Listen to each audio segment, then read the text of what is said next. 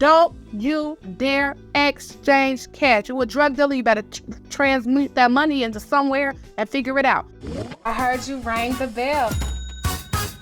This person was divorced in Georgia 8 years ago. Never forced to pay child support through the state. So he was paying directly to the mother, the custodial parent. So after 5.5 years, he decided it's time to get her on the payroll. And he decided to make his payments himself and allow the state of Illinois to get involved. Of course, they asked him for his receipts and everything to show that he made direct payments, but they wouldn't credit him unless she admitted that she received them. Of course, she never did because she wanted the double money. And so now they're saying that his amount is going to have to go up. Even though if they credit him, he would actually be ahead of child support about $7,000. And they're going to increase his child support because there's an amount that he pays monthly for current child support, but he'll have to pay an additional amount that goes towards the alleged arrears. He said he was on the call, he met the person who was handling the case, like from the state, basically said that this is new information they have had, but he's saying that they've had his bank statements for about 3 years. He wants to know advice. So here's the thing, I need you guys to turn the mic up and then share this with anybody you know that is making child support payments through Zelle, Cash App, bank, whatever. When you make those payments, and you do not put in the memo child support, you have just gifted her money or him money. Do you hear me? If you send money to your child's other parents and it is for the purpose of child support, make sure you put that in the memo. Zelle has it. You can put recurring payments. You can put it in the memo. Cash App, it gives you a reason why you send the money. If you're writing a check, put it in the memo of the check. Don't you dare exchange cash. Don't you dare exchange cash. You're a drug dealer. You better transmute that money into somewhere and figure it out. I don't care. Because you will not get credit for that. Now, I don't know what he did because he didn't elaborate on that, but I need you to share that. Make sure if you are sending money, I can't say this enough because this comes up so much in court. And I'm telling you, people go to jail because they've sent, and I'm telling you, the order will say $500 a month in child support. They're sending $500 and they put $500 for little Timmy or $500 for, no, you have to put, this is for child support in the memo. If you don't do it, you are in his situation, hoping that the other person is honorable and has integrity and acknowledge that you were paying for this amount for this to be child support, and they would have to recognize for that to be the case. So that's why I think that's what's happening in this case. Like he must have not put, or maybe they can't see on the bank statements that what it's for each time he was sending payments. So that means she would have to say, yes, that's for child support. Why?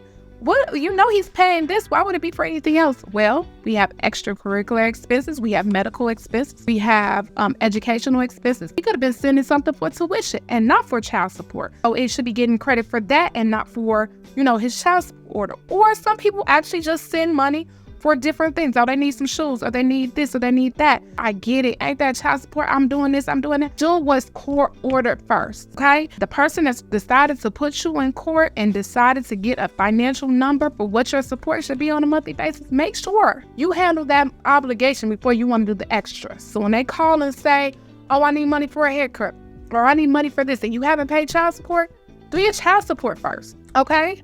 And if you send $25 for a haircut, put $25 towards child support for the month, right? Put that in the memo. We know you're sending it for the haircuts they just called, but you put in the memo child support, right? Because you want it to be credited for, you're legally obligated to do, because if you don't do what's legally obligated, because the court's issue is you violated their order, they will put your butt in jail. They will revoke your license, suspend your license. They will stop you from getting a passport. They will put a lien on your bank. They will put a lien on your house. They will, especially when you talk about the state, they have access to all of that stuff. They're coming for you. So it's better to make sure that you are doing your due diligence. And especially, this is why I say I'm actually encourage people to pay through the state disbursement unit, through the state, because they're keeping an accounting.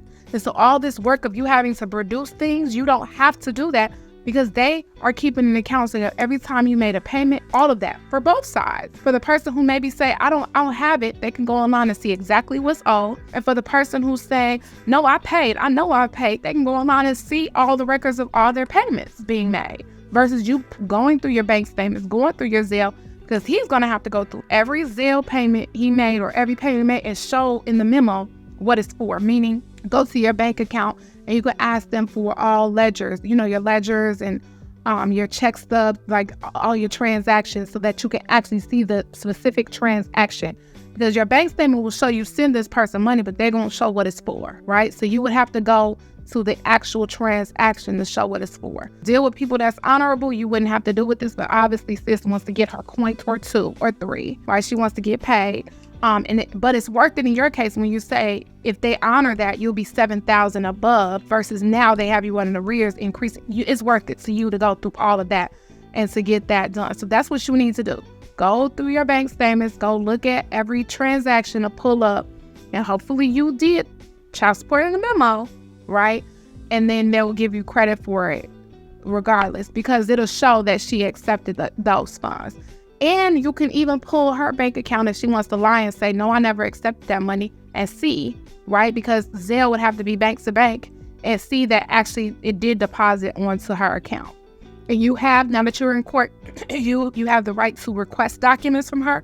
You also have the right to subpoena documents too. I would say for that kind of situation, I would always encourage you to get an attorney because they know how to do it and do it efficiently to get you the documents that you need.